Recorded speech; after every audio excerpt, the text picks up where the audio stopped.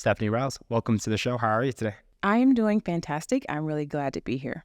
I am happy to have you here, and I'm excited to get down to business and discuss our topic of conversation today. But before we do, can you give the listeners a bit of context about who you are and what it is that you do? So my name is Stephanie Riles. I am a registered dietitian, a personal trainer, and a mindset transformation coach. I host a 16-week program where I coach female perfectionists to beat self-sabotage and lose the weight for good. And I really focus on fitness mindset. It doesn't matter what the strategy is, but I really focus on your identity and who you think you are in your fitness journey and how that relates to food, fitness, and the scale. Got you. And where did the journey all begin for you? Was it off the back of your own personal journey with health and fitness? Was it an interest you always had? It's so interesting because I graduated with a degree in nutrition, thinking that I wanted to work in clinical nutrition. And I did do that for a while, but it wasn't really feeding my soul. I had this desire to really wake up in the morning and love what I got to do that day. And I was not doing that at the time. I also was going through some personal struggles. I didn't call it a depression at the time, but I think I was really going through some things mentally. And I just literally started with Oprah. And I literally was in my closet and I said, I'm just going to do what she says to do. She said, gratitude's going to change my life. I just dug into that. Every person that she had on her Super Soul Sunday, I would follow them and I would just be in my closet and I would have my intentional time, which now with my clients, I call my power hour. And I would pray and meditate and decide what it is that I wanted out of life. And that ended up changing my life. And then I coupled that, because it changed my life, with my degree in nutrition, with my, acumen in understanding the science of nutrition with the ladies that I coach, because I realized that the science of what to do was great. It was really interesting to me, but it's not what my clients needed in order to transform their life. So I switched from going at it from a very science-based perspective to more of a behavior health and mental perspective. Yeah, it totally makes sense. And it's funny, when you go through your qualification, you're learning all these things, you think that maybe the most intellectual discoveries are the thing that are going to break through with your clients. And then you realize that you have to take that and separate it into 1,000 pieces until it's digestible for the everyday person, because of partly they don't need to know it, and partly maybe they don't care, or partly it's too complicated, right? So it's interesting that when you're digging into it and you're finding it all fascinating, and then you come to real life application, it's a completely different thing, right? Right. It's actually how you can take your knowledge and then break it down so that it is very simple. They don't have to have a PhD in nutrition. And that's what I tell a lot of people too. I coach perfectionists. So they want to know all the things. They have researched all the diets. And I'm like, how did that help you? You know you need to be drinking more water. Why are you not putting all of your effort there versus researching all this other stuff? So yeah, I think it's the application. So people say knowledge is power. It's actually not. Implementation is power. When you can take what you know and actually do it consistently to get a result, that's the power, and that's where the transformation is. Yeah, I couldn't agree more. And talk to me about the people that you work with. So it's female perfectionists who also grew up on 90s music, from my understanding as well. Talk to me about why you chose that area of the world and that audience to focus on. I think I'm pretty good at organizing information. And so while people are talking to me, I am categorizing what they say. And so I have talked to and coached enough women to see certain patterns in their behavior and the things that they say. And so I realized, oh, this is perfectionism. You have really high expectations. And then when you don't meet those unrealistic expectations, you think you fail. And so you quit, or you are all or nothing. And they say those things too. And they can self-identify. A lot of people can self-identify as, I'm a perfectionist. And I used to think that is, I just want things to be the way they're supposed to be. And I thought that was a good thing. But I realized that it hindered me in my own life. And I see that it's hindering my clients as well. So I think that it's very easy for me to break that down and for them to see themselves when I'm talking about, this is how this is showing up. And they're like, oh my God, that's me. And it's very important that they understand and they can self-identify, so then I can say, hey, here's how you reframe that. Here's how you stop procrastinating by over-researching and just get started on the task, and how much better that's going to help you feel and how much closer that's helping you get to your goal. So I love it because I am a perfectionist as well. And so it's very interesting how my brain works. And it's like, I feel like I know them so well. I'm like, I can read you like a book.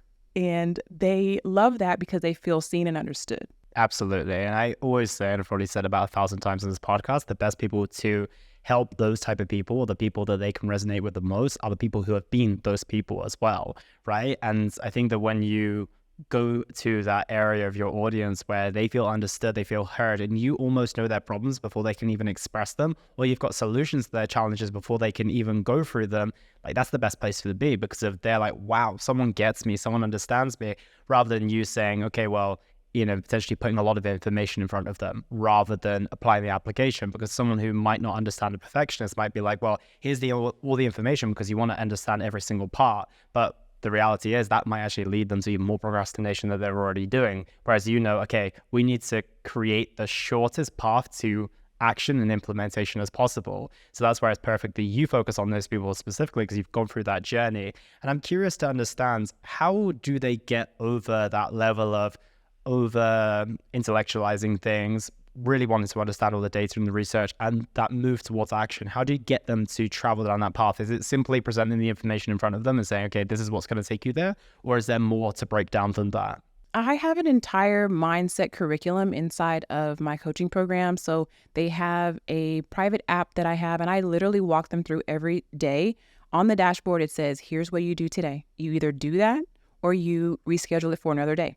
And it keeps them focused on the present, because right now is all that you have.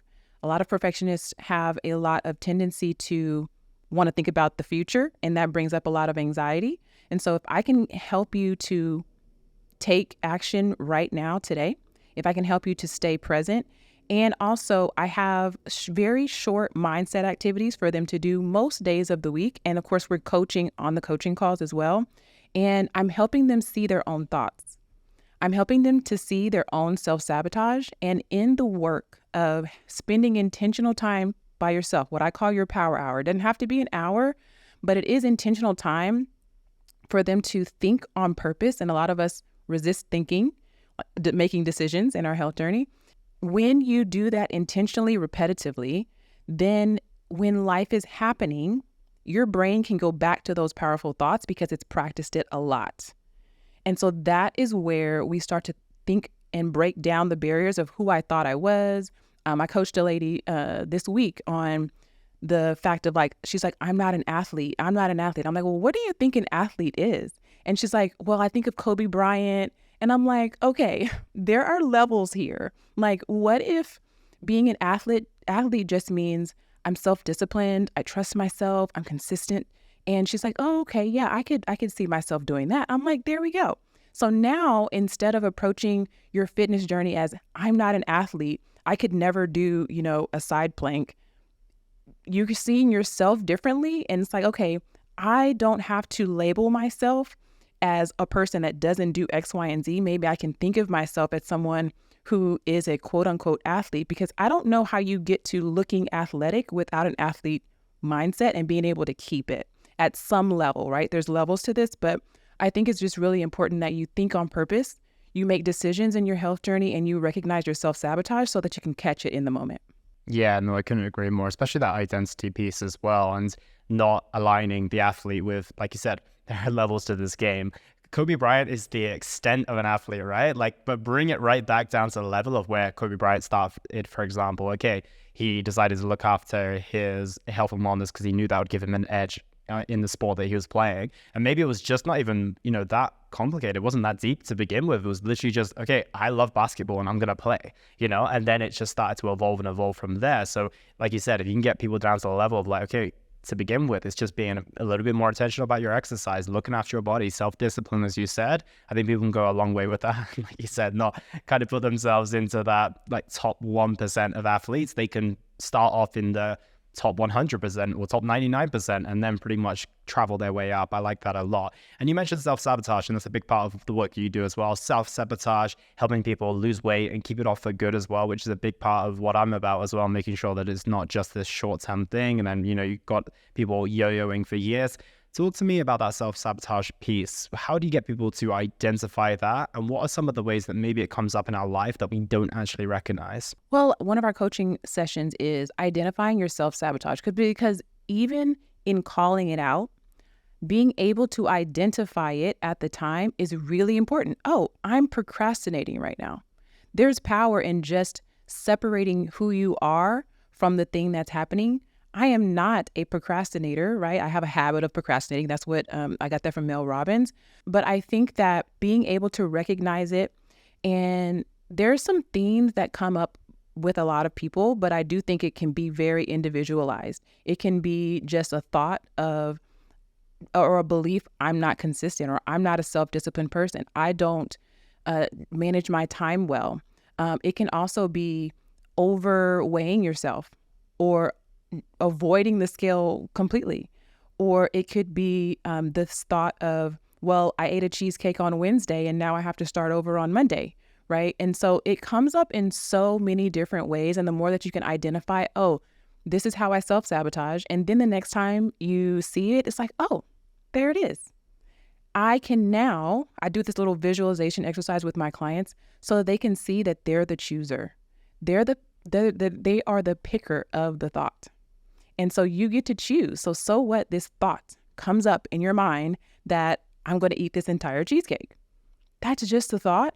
I can separate myself from that and I can think about, why is this really important to me that I exhibit my self-control right now? And I think a lot of people are avoiding doing the work. And I think this is one of the greatest questions is, if you have been yo-yo dieting, going back and forth, it's like, you know how to lose weight. You don't necessarily know how to maintain a healthy weight for you. What is the work, the inner work that you're avoiding doing? What is that? And spend more time in your self-trust, your self-worth, your boundaries. It always comes down to these big virtues that sometimes people struggle with that then manifest itself with their food and in their health journey. Yeah, I like that a lot because it can be sometimes so conflicting as well. Because one reason why someone might not get in shape is because realistically, they don't know how to maintain their exercise routine. And what that comes back to is the fear of not spending enough time with their kids, right? They're like, okay, well, if I have to go out and do that hour of exercise on top of all the other responsibilities I have, I might not spend enough time with their kids. And that on paper looks like something that's super reasonable. So then it isn't a questionable thing, but that in a form, and when I say this out loud, it's going to be quite strange to people, but if I tell you that you spending time with your kids is self-sabotage, people are like, what? No, you must be crazy. But at the same time, that's the type of thing that you're talking about, right? Sometimes self-sabotage seems obvious. It's like, oh, well, every single time I make progress in my journey, I go and quote unquote treat myself, and then I end up gaining those 2 kilos, and then it spirals into me regaining the weight and starting from square one. That's an obvious form of self-sabotage, but the spending time with kids, or the I have identified with being someone who loves to treat my family or to eat the food that my mum makes or whatever, those are other forms of self-sabotage that I don't think people recognize because they're so kind of, disguised by actual nice things and genuine things that seem pretty reasonable to do on a day-to-day basis, but those are actually sometimes the things that hold us back. So can you speak on that a little bit more, those self-sabotaging behaviors that actually look like they could be advantageous, but they're actually the things holding us back? Yeah, I think that's really good. And when you said that, I thought of culture. So sometimes like cultural things can come and just be a part of my family. Like, this is what we always do, and this is how we show love to our family. And I look at self-sabotage as either every time you make a decision, you are either making a vote in your highest and best self, or what I call like your CEO self, or against that. So I think that I feel like everything is figure outable. And consistency really does come down to troubleshooting. So it's like, okay, what if my family does have a culture and tradition of like lots of really rich foods and like overindulging? How can I still really enjoy my family, still really enjoy like our cultural foods, but then also show up in my highest and best self? That's going to look different for each person in each season, and that might change. There's an ebb and flow to it.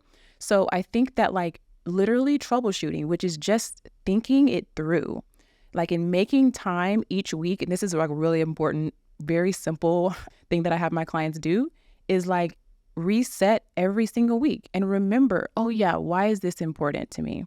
And if you do that and you like commit to that, you adopt that, you'll never have 2 bad weeks in a row. If you really can catch yourself, it's not about never falling off. It's about how quickly can I recover from when I'm not showing up in my highest and best energy. So I think even just like identifying the fact that there is a cultural component, or I am allowing my kids to dictate what I'm eating every day, like that acknowledgement, and then thinking through that, like everything's figure outable, like we can figure this out. Stephanie, so much of this revolves around self-awareness, and I feel that we have to have some type of insight into ourselves before we can even get to this stage. So I want to backtrack a little bit and ask you what your best tactics are in terms of helping people build that self-awareness. Of course, having a coach to see your blind spots is amazing, and I think that's a big value of coaching. But at the same time, that's just going to be part of the work, right? The best people to discover their blind spots are quite often going to be ourselves, right? But we have to look inside in order to see them in the first place. So can you talk a little bit about how people can discover those blind spots and build that self-awareness that they need in order to start questioning themselves and doing those weekly resets? Yeah, I think the answers are always in the questions. So if you're finding answers that you don't like, you're just asking the wrong questions. And so I would prefer people to spend their time, again, like doing that troubleshooting. Troubleshooting can be asking myself questions. And I actually teach my clients, how do I ask myself powerful questions? How do I self-coach? That's just a skill that you can actually learn. And so they also learn it from me, because after 16 weeks, especially if we're in a one-on-one program, my clients start talking and using my language. And I absolutely love that, just by proxy of being influenced by someone who has a higher level of thinking. You start to, adopt their language and their way of doing. So I think that is really important, that you understand that you can learn the skill of questioning yourself and asking yourself powerful questions. And in the pursuit of that answer, you find absolute gold, because you can build a better relationship with yourself. And that is going to influence the outside. That's going to influence your health journey and the way that you deal with food. And this is not, there's never an end to this process. I think so many people are like, oh yeah, once I lose the weight, then I'm going to move on. It's like, no, there's no finish line. Even when you get to quote unquote maintenance, sometimes you'll still notice, oh, okay, I'm going to have to pull it back here, right? So this is, I want people to think about it as a relationship with yourself. So as long as you have breath in your body, you're still discovering yourself. You're still able to ask yourself more questions. There's still another level of thinking, and there's no finish line. So I think, to answer your question, just understanding how to ask yourself powerful questions, and in the pursuit of that answer is where you find yourself and your like a better relationship with your food and fitness.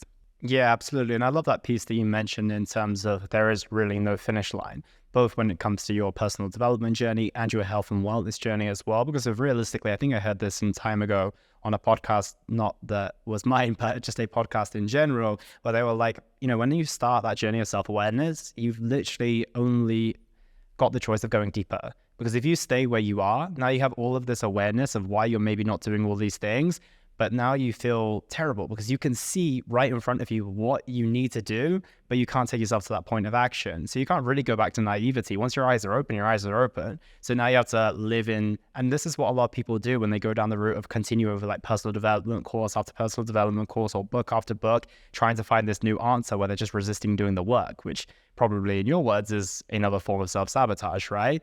Whereas realistically, you've only got the choice to continue traveling down that path and taking action. Otherwise, your eyes have been opened, but you're just looking around and seeing kind of the chaos and carnage play out without actually having a solution to that issue. Whereas the solution only requires going deeper, but the challenge with that is then it requires those difficult conversations with your family about, not being able to consume the food the same way, or feeling like a bad parent for the first time you have to tell your children to, go play by themselves whilst mom or dad does a workout or something along those lines. So yeah, I think that that's a really powerful piece in what you just said there.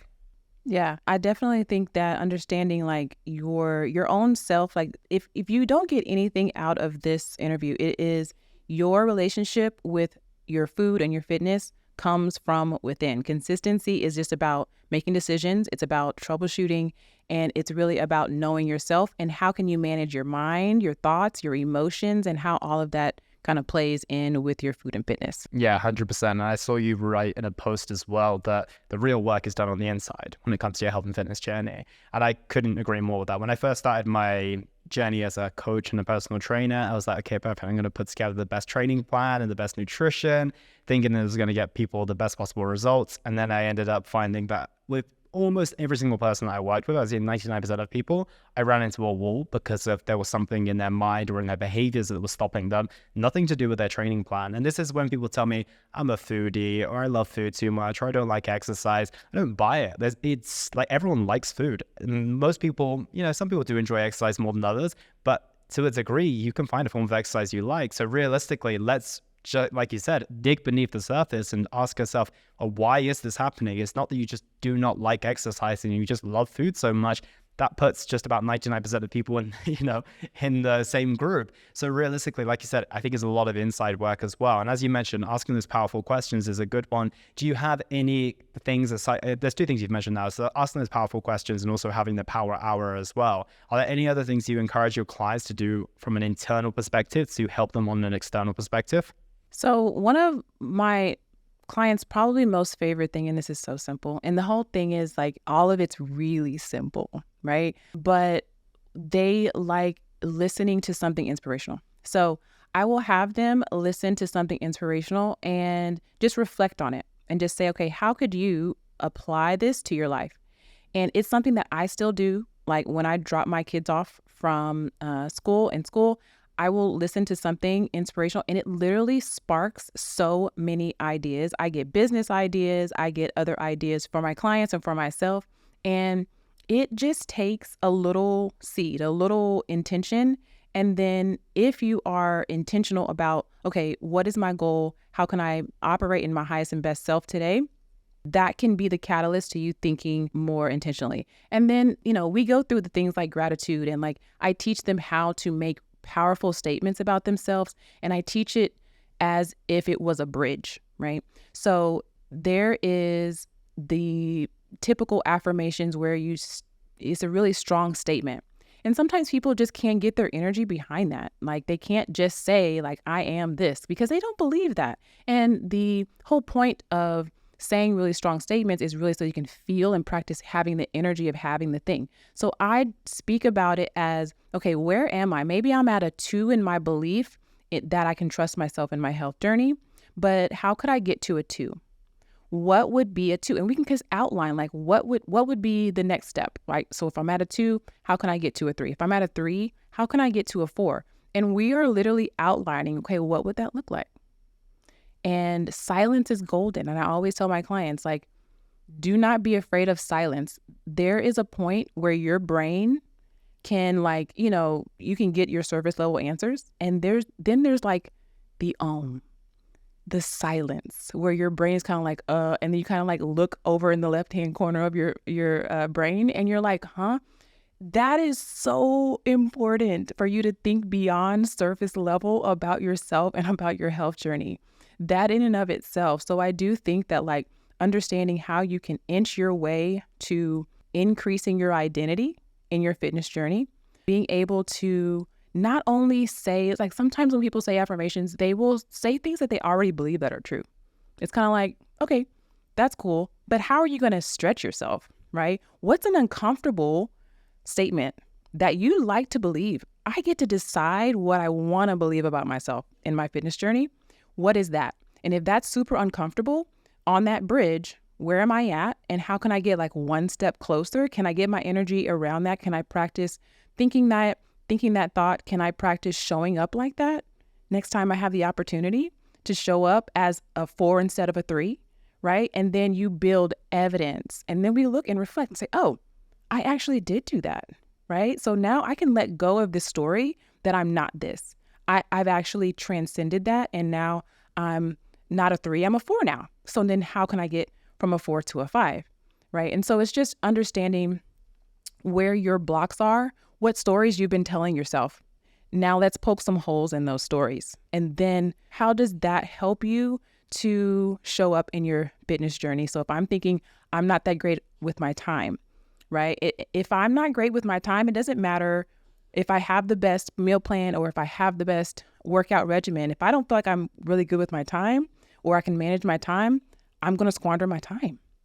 So I just think it's about inching your way to a new identity. And again, I think, powerful questions are really the answer. Yeah, that's huge. I love that piece on jumping from a 2 to a 3 as well, because it's just like your client said earlier, is that she thought that athlete was Kobe Bryant, and that's the 10 out of 10 scale, right? And realistically, where she was at was just taking herself from maybe level 1 athlete to level 2 athlete, which is nowhere near Kobe Bryant level, right? But she had this kind of distorted belief that that was where she needed to take that jump. So I think that, as you mentioned, well, what does that look like on a realistic basis? And as you mentioned, start to build trust and reinforcing that identity, and not only reinforcing a new identity, but recognizing, and as you mentioned, poking holes in the past identity and recognizing that's not me anymore, right? Like, I have showed up with enough evidence to suggest that I am at this level now. And as you mentioned, you build that level of that trust, that level of self-confidence. And if you keep reinforcing that and taking those jumps, those manageable jumps, I think it's really, really powerful. And I guess the one thing that I would say that maybe with perfectionists, how do you get them from two questions in this? How do you stop them from getting super disheartened if they break their trust in any instance, especially if perfectionism is so important? They'll probably not want to fall short. And how do you stop people from setting those big jumps, from trying to go from 2 to 9, which I find is a massive thing within our generation at this moment in time? Someone said to me on a podcast in the past that we live in an Amazon Prime generation and everyone wants something yesterday, right? So how do we stop people from making those enormous jumps and also giving themselves such a harsh time if they can't reach the standards that they set them for themselves? Yeah, I think goal setting is also a skill. So you can teach someone, how do I make realistic goals? And when I see someone and they come to me and they haven't been working out, but then I'm going to work out 5 times, I feel like it doesn't seem like a lot to them. It's like, yeah, I can do that. But it's like, yeah, you haven't been. So how about we just start with 1 or 2? And then if you do more, how great is that going to feel, right? And so understanding, like, of course, grace and compassion for yourself when you're not showing up in the way that you want, and then troubleshooting and asking yourself why, what's the barrier, and deciding to choose differently. But I think, like, I find that if I see a client who's making like super big goals, I just show them, like, okay, what if we backed off of that and we said 2 or 3? It takes the pressure off. I'm like, how does that feel? Notice in your body, what signals is your nervous system giving you when you let yourself off the hook for being a 10 out of 10? What if you just set a goal that feels really easy? One of my business coaches calls it undergoaling. So you have an undergoal, a goal that feels really easy. And then I find that they feel relief. They feel a little bit more peace, and they like that. And they're like, okay, yeah, I can do that. And I'm like, great. That is a perfect affirmation. I can do that. And they go from there. And then that's the evidence. That's the evidence that they can trust themselves. And then they find that, oh, my self-trust has gone from a 6 to a 7 because I said I was going to do this. It felt really easy. I did it. And now I can do that again next week. And so I think for me, I found that it takes the pressure off, and they actually really enjoy that part. That's it. And I love that point in terms of bringing down the goal to something realistic. I always say that I would rather the person who consistently completes 2 workouts a week than the person who shows up for 5 times a week, once or twice in the entire course of 3 months or a year, right? And I think at the end of the day, we maybe underestimate what we can do over the course of a year, but we overestimate what we can do in a week. So I think, like you mentioned, bringing down those expectations and allowing people to gain that trust with themselves and be like, well, actually, I've never maintained my gym schedule before.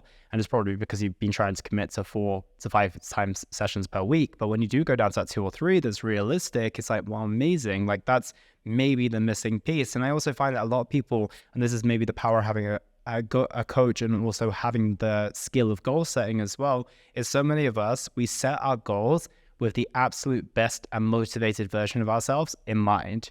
Right? We don't recognize that that version of ourselves doesn't show up every single day or every single week. Yet for some reason, we have this idea that they are going to be ready on a Monday morning every single week, but it's just not the reality, right? That is so true. That's exactly what I was going to say, was not setting goals on your best week when nothing is happening, when your life is absolutely perfect. I'm going to set this goal for that kind of scenario. I want you to set goals for an average old week, and then also establish some minimums. When life is absolutely lifing and things are crazy, what is your minimum? And be okay with the ebb and flow of your health journey, that some days and some weeks I'm going to be at my minimum. And then I can swing forward and I can be, more like an 8 or a 9, but allow yourself to go back and forth, because it doesn't matter how much weight you lose if you can't keep it off. I couldn't agree more with that. And transitioning on to going from good to great, I'm curious about when you start to get to this stage in your journey where you're achieving some amazing things, you're really quite happy with where you are, you've maybe traveled up that scale, got yourself to maybe a 7 or an 8. What is the difference maker when it comes to taking the step from a 7 and 8 to a 9 or a 10? Or I don't actually believe in 10s, but let's say a 9 to a 9.9 or something along those lines. What are the difference makers there? Because I think a lot of the early stages are establishing the habits, the discipline, the beliefs, and the identity. What happens when you get to the stage where all those things are rock solid and in place and you want to take that step to the next level? I tell my clients to start kind of peeling back the layers of your 1.0 self and your 2.0 self. So I start to, even in their language, I kind of pointed out like, okay, so you think that you are an emotional eater. I'm an emotional eater. When there's sugar, I just can't help myself. And you say that so casually, and that's showing up, right? But as they have practiced, like I think, on the spectrum, you're practicing, you're reflecting, and then building that evidence. Once you get to the higher level, it's like, now I can peel away and I can separate my 1.0 self from my 2.0 self. And I can say, I used to be an emotional eater. Like even in your language and your vocabulary of how you're articulating yourself and how you show up, that is what I used to do. And now I'm in full embodiment, right? And understanding too, there's no finish line. If I reach a 9, I may not be a 9 forever. I might slip back into an 8 or a 7 sometimes. And that's okay too. Like we all go through seasons. And so it's not like, once you reach a 9, you'll never be an 8 again. That's not true either.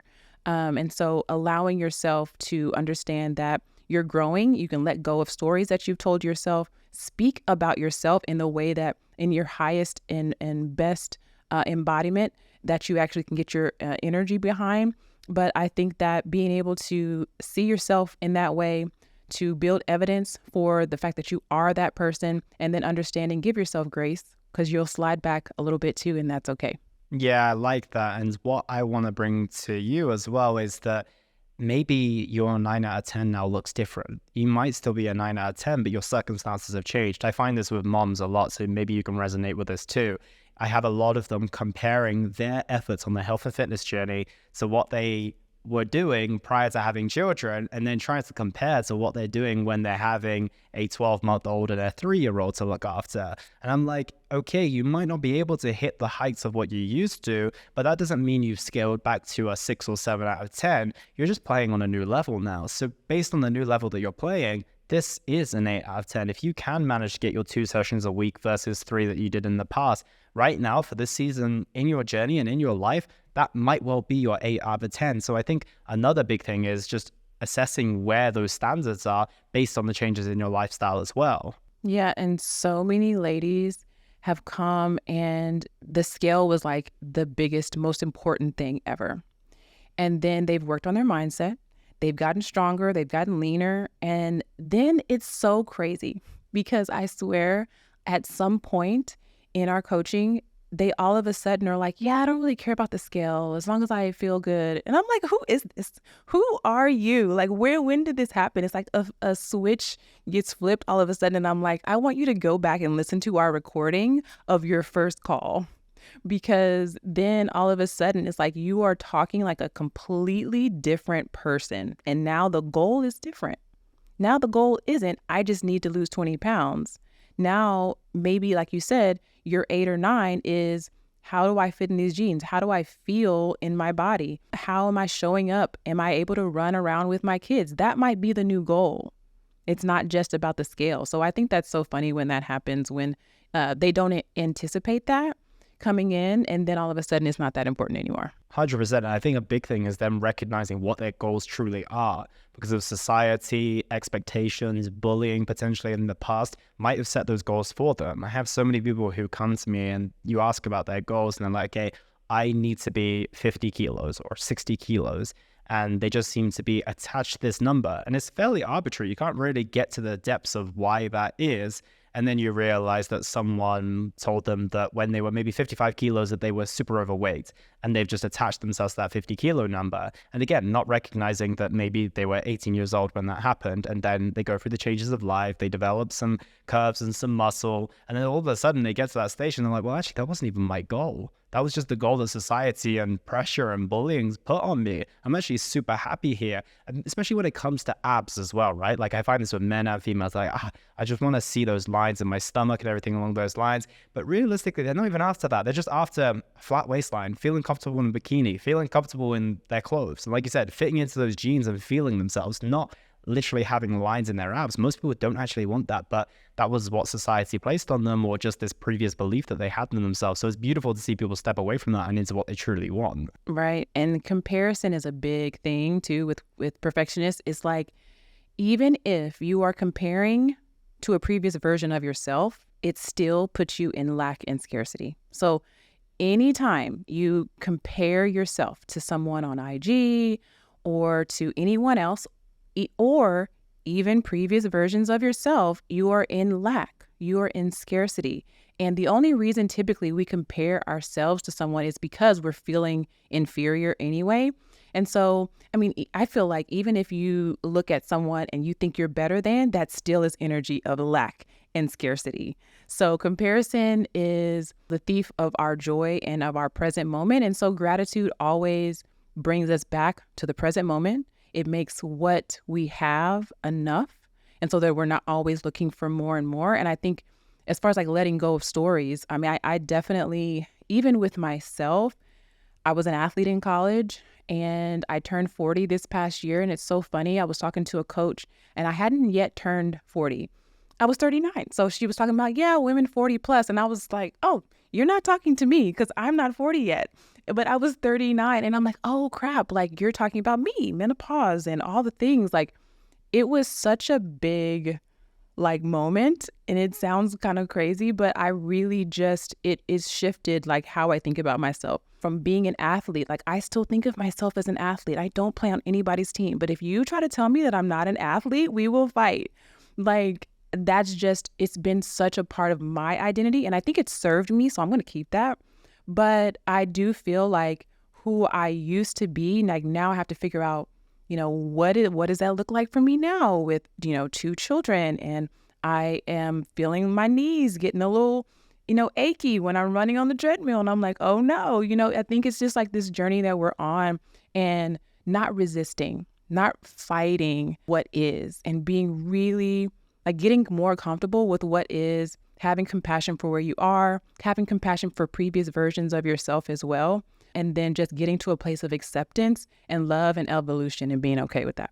Yeah, I think that's huge, and especially during those transitions in life as well, because of, I think many of our goals also come from trying to set them from the 22-year-old version of ourselves or the 29-year-old version of ourselves, and once again, not adapting to the reality that the way that it actually is. And I like that piece on what you said, and recognizing that you've just not got to resist it. You just kind of got to go with those different waves, and if you are resisting it, there's probably some work to do there as well, right? Starting to ask the question of like, well, why are you so resistant to let go of that part of your identity? And it might not be that you need to let go, it just needs to evolve now, right? You can't spend the same time committing to your athletic endeavors as you did when you were a teenager. So what does that look like today? No one's taking away your athlete title, and we certainly don't want to get into a fight, so we definitely don't want to be doing that. So it's just about what does that look like today compared to what it looked like when I was a teenager, right? Mm-hmm.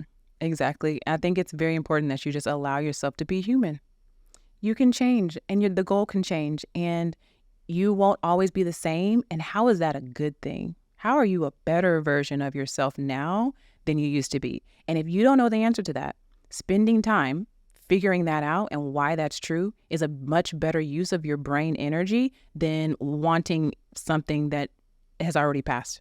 Whenever you resist our current moment, you will always suffer. There's so much suffrage in resisting what is. So how can you figure out how this is the best outcome and spend some more time there? Yeah, reflection sounds like a big piece of what you do as well. And I think it's maybe the missing key in our generation in the sense of not really understanding the things that happened and therefore continuing to repeat the same mistakes, etc., etc. So when it comes to the reflection that you do with yourself personally and the clients that you work with as well, how do you get them to put that into a week-to-week and day-to-day thing to allow them to learn from their past in a good and a bad way? It's so simple. So check in every Saturday or whatever day works for you. But for my clients, every Saturday, there's questions in their form. What went well this week? What did not go well this week? How can I troubleshoot what didn't go well? It's so simple. That's going to take you 5 minutes. And that 5 minutes is so worth it because you don't have to spend time reinventing the wheel. You don't have to spend time beating yourself up. It wasn't a horrible week. It's like, I missed one workout, and so this week was just horrible. Was it a horrible week, or did you just miss one workout, right? Don't catastrophize one thing. I want you to really break it apart and see what went well, what did not go well, and don't categorize or label your entire week as trash because you missed a workout. So I think it can be really, really simple. And I find that so many people don't have a check-in on their calendar. And that is so huge. Just put it on your calendar. If you use Google Calendar or if you're an iPhone person, whatever, paper calendar, put it on your calendar. This is an appointment with yourself to reflect what went well, what did not go well, and how can I do better next week? And make that goal super duper simple. Undergoal it, make it feel so simple. You'll never have 2 bad weeks in a row. And at the end of the day, that's going to help you stay on track. It's so simple. And what do you encourage people to do with that information once they see what's written down on paper on their iPhone? So if you are making actionable goals, it should be something that you can literally see in your mind. If I'm okay, I'm not drinking enough water. I didn't drink enough water last week. How can I do better? Okay, I'm going to prep my water. So maybe I have, my 5 water bottles. I'm going to put those in the refrigerator because I know if I have cold water versus room temperature water, I'm going to drink more water. So I'm going to put those in the refrigerator on Saturday night, and then that will automatically set my environment up to be able to drink more water. It can literally be that simple. I have people who I'm like, okay, how can we get you to actually get up in the morning and get your workout in? It might be something like, I'm going to work out 3 times this week, and I'm going to pick out my clothes Saturday night. I'm going to pick out 3 outfits. And I'm going to put them out and they're just out in my bedroom versus in the drawer. And that just helps them to see it and setting up their environment to be conducive. Because sometimes we think there's a character flaw, I'm not self-disciplined. It could be that I could just set my environment up for me to have the affinity to do this more often. It could literally be that simple. It doesn't have to be hard. And I think that consistency is not this big, giant block. It literally is about managing little moments, little bitty moments, and chunking that. And that makes it feel more doable. And then when you reflect and you look back, you're like, oh, I'm doing it. And I think that feels great. Yeah, I love this piece on not underestimating the simple things, because I think that that's something that we've taken away from the entire conversation, is that simplicity is probably very overrated, to be completely honest. It almost seems like those small steps can't amount to anything big, but those are more than likely the key to your success. Exactly. I think I just posted on my Facebook the other day. It was here's what consistency looks like. And consistency was these 5 circles, and they were all filled in and they were all uniform. But consistency actually means sometimes it's half full, sometimes it's a quarter full, sometimes it's all the way. And that is consistency. I think we have, I always say consistency is not perfection. We think because we're not perfect, we're not consistent. And that's not true. That's just another reframe. Maybe I am consistent, because I guarantee you're consistent at something. You already have the skill to be consistent. It's just is what you're being consistent in giving you the result that you want? And if not, how can you transfer that skill of being consistent, because you already have that, to the thing that is going to help you reach your goal? Yeah, that's huge. And it's all about that transferable skill because, like you said, everyone is consistent at something, or they've had a situation in their life where they have been. So it's just about taking that and then obviously applying it in the direction that we want to. So I love that. So this has been an awesome conversation. I do want to take a bit of a sharp segue because I'm curious about a question I have. Have you seen the documentary on Netflix called Breakpoint? I have not. It's I fantastic. have not.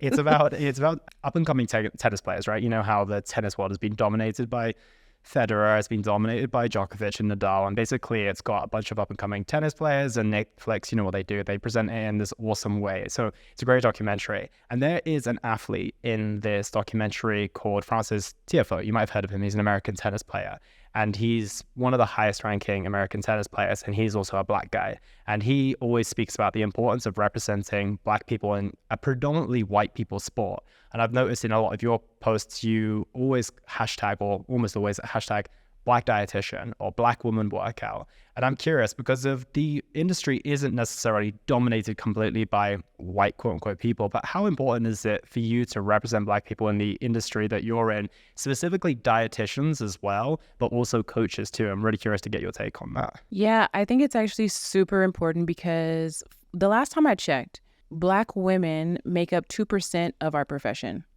So there's not a ton of Black women dietitians. Dietitian is different than a nutritionist in that there are certain criteria that you have to meet to say, like, I am a registered dietitian, and that I'm 2% of the population in America. So I think that is really important because there are cultural differences in terms of like food, but then also like what Black women want, like how we like to look. And I think that it's just like a level of comfort to see women, and representation is so very important. And I think that it's important to be visible and that people know that, yes, there is someone that looks like you who can understand like your language and your culture and what you like, and our, like, the way that we eat and the way that we talk about food. And when we gather, you know, what that sounds like from your aunties that have things to say about your weight and how much you're eating and how much you're not eating and how skinny you are and all of these things. And I think that is really important. And I feel like I don't ever search through hashtags, but I think like I was told to put hashtags. But I think that I naturally attract other Black women because I'm a Black woman. And so I think I try to be more visible for those people who do search through hashtags so that they can maybe find me on the internet and know that there are other people who look like them that are doing this work. Yeah, I love that. And you mentioned obviously representation is a big part of the puzzle, and you putting yourself out there on social media and podcasts and everything along those lines is doing a lot to hopefully inspire someone who maybe, like you mentioned, doesn't see many people who look like them, sound like them, and they don't see that path to where they could potentially be. What do you think will help raise that percentage? 2% is a pretty low percentage. So what do you think is going to raise it? And do you see that happening across the next 5 years, 10 years? You know, I would hope that we are more vigilant with letting people know that this is even a profession. Because I think that even when I was in school, which was a really long time ago, I decided to major in nutrition because I didn't want to major in kinesiology because I felt like all the athletes were kines majors and I didn't want to be regular. So I was like, no, I don't want to do that. And so I actually didn't even know what a registered dietitian did. I just knew that I liked science and I knew I liked nutrition. And I was like, yeah, let me try that. And so I picked that profession, and I'm glad I did, but I don't think I really knew what I was doing when I was going into that.